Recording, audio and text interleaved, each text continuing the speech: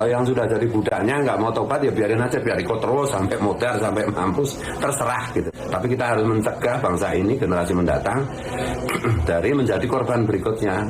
Tuh. Artinya udah jadi terlanjur jadi budak ya udah, mau ikut kemana, ke neraka sekalian ya boleh, silahkan. Kalau mau tobat juga boleh, enggak juga boleh, nggak usah kita urus. Toh semua orang juga mati, saya juga mati, kita semua juga mati, termasuk budak-budaknya mati, kita semua juga mati, termasuk budak-budaknya mati, tuannya juga mampus juga gitu. Udah hati-hati. Sekarang kalau kalian nggak percaya, begini aja. Kalian coba branding diri kalian. Mulai besok kalian pakai pakaian-pakaian yang islami, cari anak buah yang banyak, suruh ceritakan tentang kalian, terutama perempuan nih, kalian cari ibu-ibu yang bertani misalnya, sering nongkrong, itu kalian suruh branding kalian. Oh, misalnya siapa namanya nih? Oh, si Fulan misalnya, dia luar biasa punya garomah begini. Oh, itu tersebar. Apalagi orang-orang yang kelas otak minimalis ya, itu langsung mulai besok dia bawa air ke rumahmu. Assalamualaikum tuanku, tolong ini untuk kesembuhan. Udah mulai banyak pengikut, udah hebat. Apapun yang dia ngomong itu dianggap benar. Dianggap benar dengan kebenaran beda ya ikhwan. Nah, itu ciri khas orang kita. Nggak usah jauh-jauh lah. Udah saya ceritakan. Ada orang ngaku bisa gandain uang. Semua percaya kan? Sementara orang yang bisa gandain uang kehidupannya, aduh. Sebelum itu, sesudah itu kaya dia karena pakai trik. Kita kasih uang, dia kasih uang, semua kasih uang. Udah banyak lah uang dia dikasih sama kita. Nanti dipilih siapa yang mau dikasih duluan untuk iklan. Terus itu dia tuh. Oh, banyak yang tertipu. Nggak usah jauh-jauh lah, si Ucup Macul. Kalian kenal si Ucup Macul? 10.000 bisa jadi 100.000, 100.000 bisa jadi 1 juta. Itu. Nggak usah jauh-jauh. Terkenal kan? Terkenal. Waktu kita ingatkan, kamu iri TIJ. Ada nih orang kampung gua ingatin. Jangan. Investasi model-model begitu bodong, gua bilang. Kamu iri. Kamu takut lihat saya naik mobil. Kamu takut saya bikin rumah mewah. Udah, kasih. Sekarang gimana? Udah mewah. Uang habis saya baru sadar. Seperti itulah kehidupannya ya ikhwan. Waktu kita ingatin, enggak, kamu iri sama itu waliullah. Hati-hati, jangan gampang kagum, jangan gampang terkesima. Kita nggak boleh suudzon kepada siapapun, tetapi waspada itu perlu. Waspadalah ya ikhwan. Waspada itu perlu.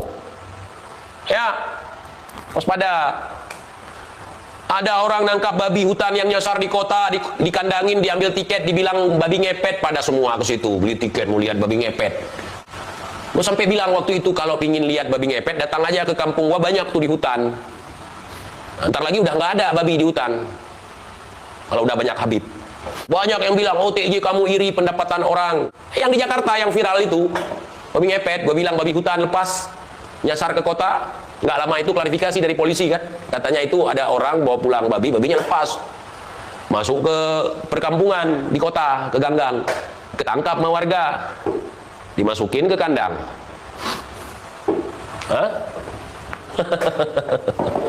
Itu ya ikhwan.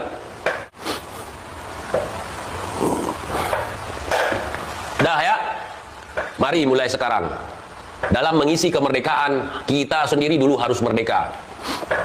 Kemerdekaan ialah hak segala bangsa. Maka oleh sebab itu, penjajahan di atas dunia harus dihapuskan. Karena tidak sesuai dengan peri kemanusiaan dan peri keadilan. Penjajahan itu bukan orang hidung mancung, rambut pirang, ngomong agak sengau, bawa senapan. Bukan cuma begitu penjajahan. Sekarang kita lagi dijajah pola pikir ya ikhwan. Segala sektor, agama sekarang paling gampang untuk disusupi oleh penjajahan. Dari dulu, kenapa? Karena kita fanatik. Fanatik buta. Kalau fanatik nggak apa-apa, ini fanatik buta. Fanatik nggak mau mendengar, nggak mau mencari kebenaran. Ketika datang orang, ini begini, oh ya langsung. Sekarang gua nanya, di negeri kita ada orang ngaku nabi, kira-kira ada pengikut nggak? Jangan ngaku cucu dulu, ngaku nabi, ada pengikut nggak? Maka pengikut itu tidak bisa dijadikan sebagai standar, benar atau tidak. Ada yang ngaku malaikat Jibril, ada pengikut. Ada yang ngaku Tuhan sekalipun ada pengikutnya. Jadi yang ngaku cucu nabi lebih relevan sebagai sebagian orang gitu. Nah itu hati-hati. Hati-hati ya ikhwan. Hati-hati. Saya doktrin Habib, misalnya Habib mabuk lebih mulia, harus dimuliakan, nggak ada catatan dalam diri saya. Kalau pura-pura mabuk ataupun mabuk asli depan saya tendang. Oke teman-teman, dimanapun kalian berada, mudah-mudahan sehat selalu, diberikan rezeki yang lancar.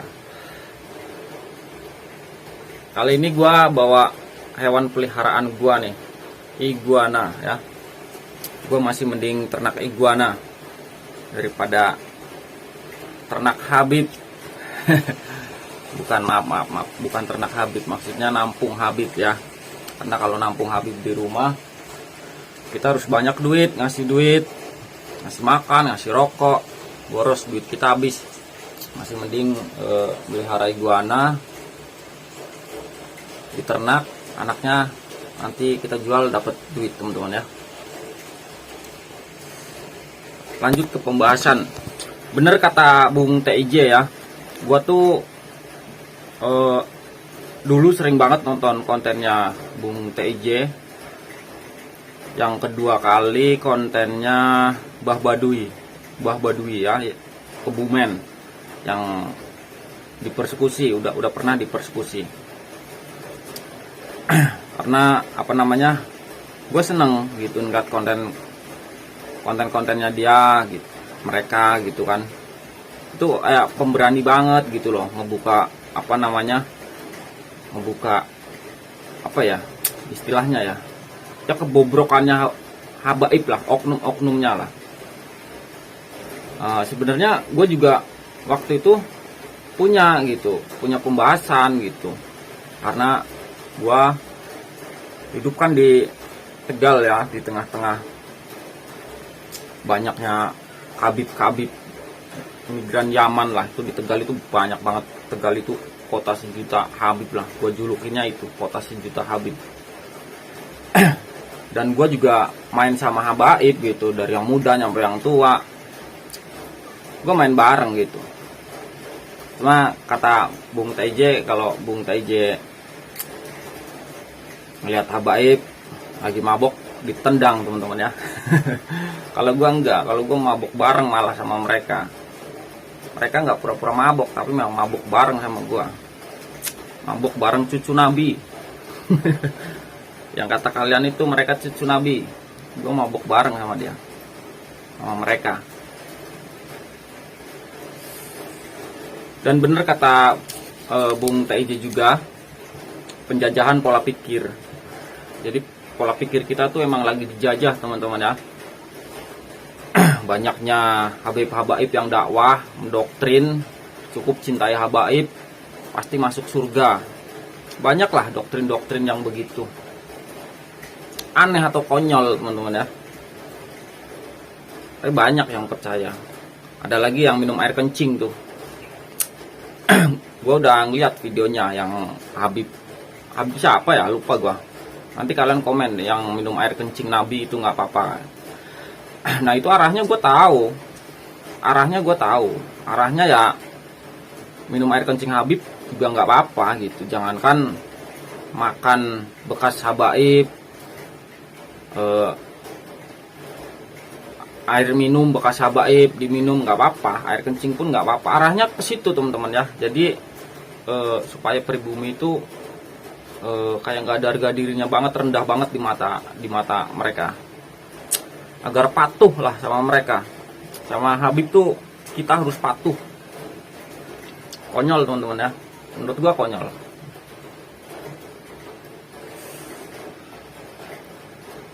Yang akhirnya karena gua banyak pembahasan soal oknum-oknum habaib, ya gua disupport sama Gus Wat Pleret, Kiai Imat, pokoknya banyak lah, Kiai Syarifuddin Tegal. Gua disuruh bikin konten gitu kan. Bukan disuruh bikin konten sih, tapi gua minta izin lah, karena gua banyak pembahasan tentang oknum-oknum habaib di sini di kota gua, dan mereka support gitu. Nggak apa-apa kalau emang itu kenyataan, bukan cerita-cerita bohong atau cerita-cerita karangan sendiri ya, yang gue ceritain ya memang bener semua, nggak ada yang cerita-cerita bohong karangan, itu nggak ada. Itu semua cerita di konten gue itu real 100% bisa dipertanggungjawabkan gitu teman-teman ya.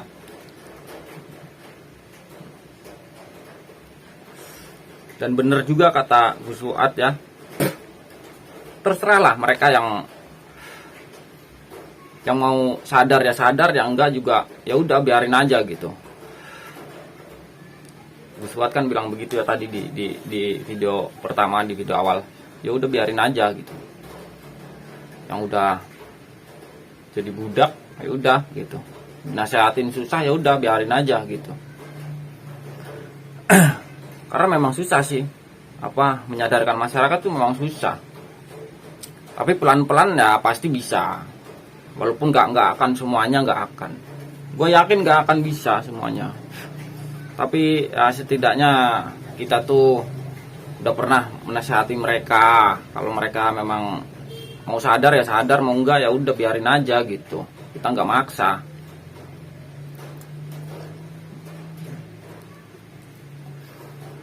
Kalau gue sama keluarga gue sih udah dari dulu emang nggak percaya sama Habib, nggak percaya sama sekali.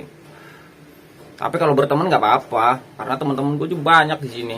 Habib yang muda sampai yang tua, gue main sama mereka, main bareng. Sampai sekarang juga main bareng. Jadi kelakuan mereka ya gue tahu gitu. Mana Habib yang baik, mana yang enggak. Ya memang enggak semua Habib tuh jelek semua, enggak gitu. Tapi nyatanya gue pernah di WA sama mereka. Adalah Habib yang tua. Udahlah bro, jangan ngebacot terus kayak FPI. Gue digituin. Lah FPI kan bukannya ketuanya Habib. Jadi gue diomelin jangan ngebacot terus gitu kan. Di medsos kayak FPI lu gitu. Aneh, jadi gue diomelin sama mereka. Bukan gue yang ngebenci mereka, tapi mereka yang gak suka sama gue. Kan aneh. Jadi ketika dari kelompok mereka mencaci ulama-ulama pribumi, ya kan, dianjing-anjingi, babi-babiin, dianggap jangkrik, ngerik. Nah itu temen gue Abaib diem. Giliran gue ngoceh di medsos, gue diomelin. Kan aneh. Jadi gue kayak mau dibungkam. Gue tuh disuruh sama dia, udahlah masuk lagi ke komunitas, kumpul-kumpul lagi. Nah kalau komunitas gue tetep lah tahu apa dia tentang komunitas, ya nggak. Kalau gue udah puluhan tahun. Itu Habib baru masuk kemarin sore, jadi nggak usah ngomongin komunitas. Jadi kata dia tuh enak banget, nikmat banget hidup di komunitas, kumpul lagi aja, udah nggak usah ngebacot mulu di medsos gitu kan. Aneh teman-teman. Ya gue jawab, gue beda sama anak-anak muda lainnya gitu. Kalau ente enak gitu, ngedoktrin mereka anak-anak jalanan, menurut ente nikmat. Tapi gue nggak bisa didoktrin, dibungkam begitu, nggak bisa. Jadi dia nyuruh gue berhenti ngoceh-ngoceh di medsos, ya nggak bisa dong. Gue bakal terus gaungkan terus sampai masyarakat sadar gitu bahwa Abaib itu bukan keturunan Nabi. Udah poinnya itu. Gue nggak akan berhenti kecuali Abaib udah melakukan tes DNA saat ini. Kalau udah ada Habib yang tes DNA, ya gue berhenti. Gue janji begitu, bakal berhenti. Tapi sebelum Abaib tes DNA, gue nggak akan berhenti, bakal ngomong terus gitu. Emang nggak bahaya kalau ada pertanyaan begitu? Ya mau gimana lagi bro? Gue ngomong jujur apa adanya gitu kan, real. Ngebuka atau ngebongkar kelakuan oknum-oknum Habaibnya. Yang bahaya tuh bahaya gimana gitu. Selama Indonesia masih negara hukum ya gue nggak takut gitu. Gue bisa mempertanggungjawabkan semua konten-konten gue. Apa yang udah gue ceritain gue bisa pertanggungjawabkan gitu teman-teman ya. Jadi kalau cerita soal kebenaran gak usah takut teman-teman, gak usah takut lah. Padahal gue tuh berharap banyak anak-anak muda yang berani menyuarakan di medsos gitu, jangan yang tua-tua. Lu pernah lihat kontennya Exhibit kan? Exhibit juga menyuruh begitu. Ayolah anak-anak muda pada ikut menyuarakan di medsos, jangan yang tua-tua terus gitu.